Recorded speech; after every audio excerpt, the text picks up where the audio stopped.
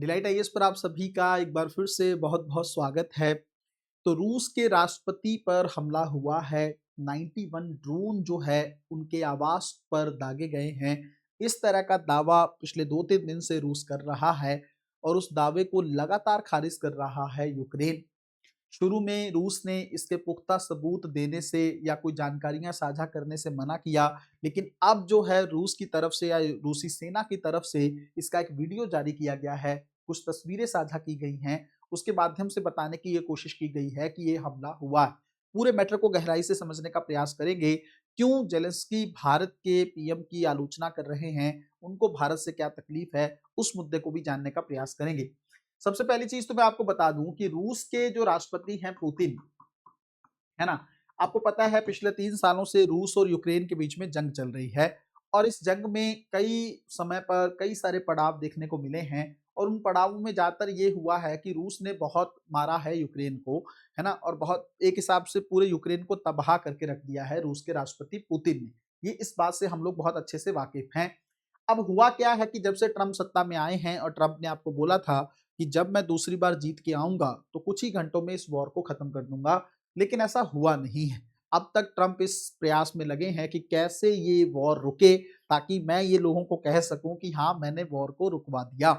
और इसके पीछे उनका बड़ा एजेंडा ये है कि वो नोबेल पीस प्राइज़ को हासिल करना चाहते हैं। जैसे एक बच्चा किसी चीज़ की जिद पकड़ के बैठ जाता है, कुछ वैसी ही जिद इस समय ट्रम्प ने पकड़ रखी। खैर, वो चाहते हैं कि इस वॉर को रोका जाए, इस युद्ध को रोक दिया जाए और उसके लिए शांति वार्ताएँ चल रही हैं। तो शांति वार्ता का लगभग 90% काम पूरा हो चुका है, ऐसा कहना है ज़ेलेंस्की का, और 10% काम बाकी है। उस समय रूस ने ये दावा किया है कि यूक्रेन की तरफ से 91 ड्रोन जो हैं पुतिन के आवास पर दागे गए हैं। अब आप कहेंगे सर कि हमले तो बहुत हो रहे हैं, तो इसको लेकर इतनी गंभीरता क्यों दर्शाई जा रही है? इसके भी 2 कारण हैं। पहला, आपको पता है कि इस समय शांति वार्ता चल रही है, तो शांति वार्ता में जो है बाधा उत्पन्न हो सकती है, इसलिए ये हमला इम्पोर्टेंट है। दूसरा, अगर आपको पता हो कि जैसे नॉर्मल अन्य क्षेत्रों को तो टारगेट करते रहते हैं, एक-दूसरे के क्षेत्रों को, लेकिन अगर आप एक-दूसरे के लीडर को ही टारगेट करने लगे हैं और उनके घर को ही टारगेट करने लगे हैं, तो फिर काफ़ी ज़्यादा गंभीर मामला ये हो जाता है कि एक तरफ तो आप शांति की बातें कर रहे हैं, खास करके रूस का कहना ये है कि एक तरफ तो शांति चाहता है यूक्रेन और दूसरी तरफ से पुतिन पर हमला कर रहा है, तो ये चीज़ें आपस में मिस नहीं हो रही, मैच नहीं हो रही हैं, इसलिए ये मैटर थोड़ा ज़्यादा गंभीर बन जाता है। अब सवाल सबसे इम्पोर्टेंट ये है कि क्या सच में हमला हुआ है या नहीं हुआ है? इसके बारे में तो मैं आंसर आपको दूँगा, लेकिन पहले आप जो अभी अपडेट है उसको थोड़ा-सा देख लीजिए। पहले तो रूस टालता रहा कि मैं इससे जुड़े कोई पुख्ता सबूत नहीं दूँगा, कोई भी जानकारियाँ मैं साझा नहीं करूँगा। लेकिन जब काफ़ी दबाव बना और ये इस चीज़ की खिल्ली उड़ने लगी कि रूस जानबूझ के कह रहा है, ऐसा कुछ हुआ नहीं, तो रूस की सेना की तरफ से एक वीडियो जारी किया गया है। उस वीडियो में कुछ फुटेज को दिखाया गया है, हमला दिखाया गया है और उसमें ये भी दिखाया गया है कि रूसी जो डिफेंस सिस्टम है मिसाइलों का, उसने वो 91 के 91 ड्रोन को हवा में ही ध्वस्त कर दिया। ये वीडियो में दिखाया गया है।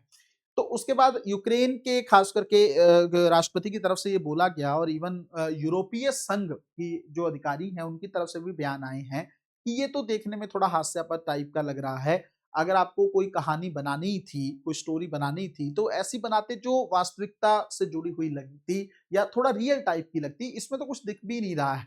तो यूरोपीय संघ का कहना भी ये है कि जो रूस का दावा है वो गलत है, सरासर गलत है। यूरोप जो है रूस जो है वो शांति वार्ता को रोकना चाहता है। सेम इसी तरह की बयानबाजी लगातार यूक्रेन की तरफ से हो रही है। यूक्रेन के राष्ट्रपति का भी कहना यही है कि ऐसा कुछ भी नहीं हुआ है।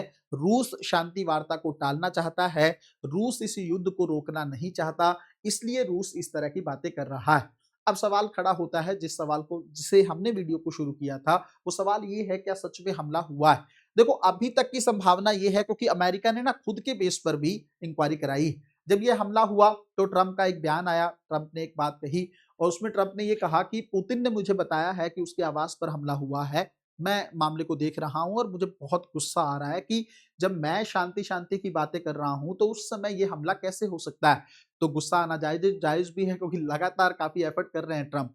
दूसरी बात अगर मैं आपको बताऊं कि उसी टाइम पे जब ट्रंप ने अपनी तरफ से इसकी इंक्वायरी कराई तो निकल के ये आया कि ऐसा कोई हमला नहीं हुआ, और ट्रंप ने ये बात कल कह भी दी कि मुझे अभी तक ऐसा कोई सबूत नहीं मिला है, कोई प्रमाण नहीं मिला है कि ऐसा हमला हुआ है। तो अगर ट्रंप ये कह रहे हैं या यूरोपीय संघ ये कह रहा है तो कम ही संभावना है कि हमला हुआ होगा। अगर हमला होता तो खुद ट्रंप इस बात को लेकर यूक्रेन पर बहुत गुस्सा करते, पहली बात। दूसरी बात ये है कि यूक्रेन के राष्ट्रपति मुझे लगता नहीं है कि इस हालात में हैं जो शांति वार्ता को टालना चाहेंगे।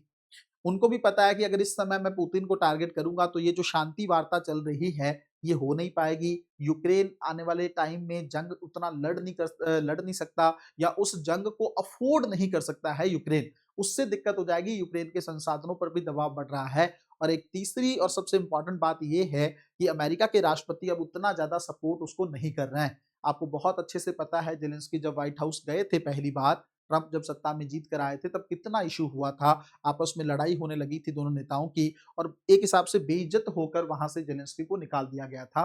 तो तब से वो समझ रहे हैं इस बात को कि हाँ, जब तक ट्रंप सत्ता में है तब तक यूक्रेन को ज्यादा मदद अमेरिका से नहीं मिलने वाली। दबाव है ट्रंप का इस बात को लेकर कि जल्द से जल्द इस युद्ध को रोका जाए।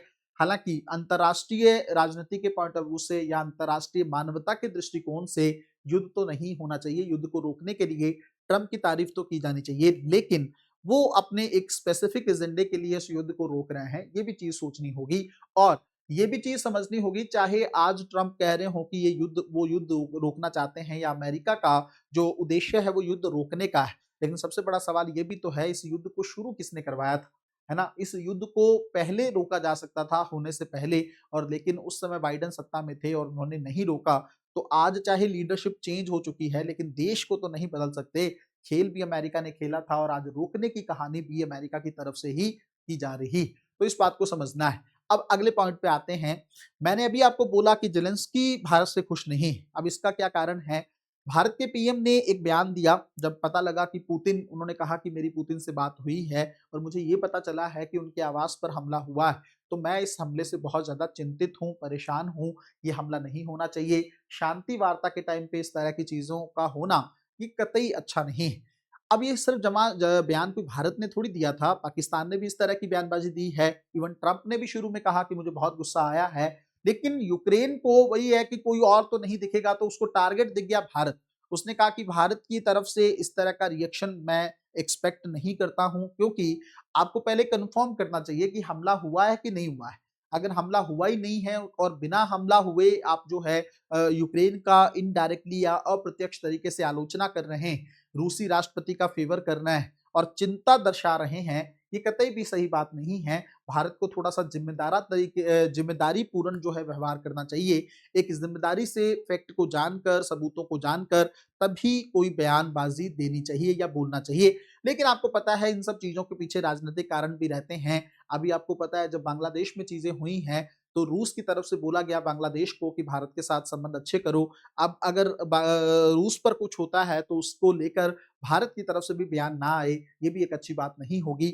लेकिन जेलेंस्की इस समय भारत से बहुत खफा हैं, पहले भी खफा रहे हैं, क्योंकि रूस से बहुत सारा तेल हमने आयात किया। उस समय जब रूस जो है यूक्रेन के साथ जंग लड़ रहा था, तब से लेकर जेलेंस्की जो है भारत से ज्यादा खुश नहीं है। लेकिन उससे उतना फर्क हमें नहीं पड़ता है। हमें अपने पुराने मित्र रूस की तरफ ज्यादा सोचना है, क्योंकि वही हमारे साथ पहले खड़ा होता रहा है और आने वाले टाइम में भी शायद वही दोस्ती को निभाए। मिलते हैं अगली वीडियो में, तब तक अपना ध्यान रखें, अपनी पढ़ाई को बहुत अच्छे तरीके से करते रहें। बहुत बहुत धन्यवाद।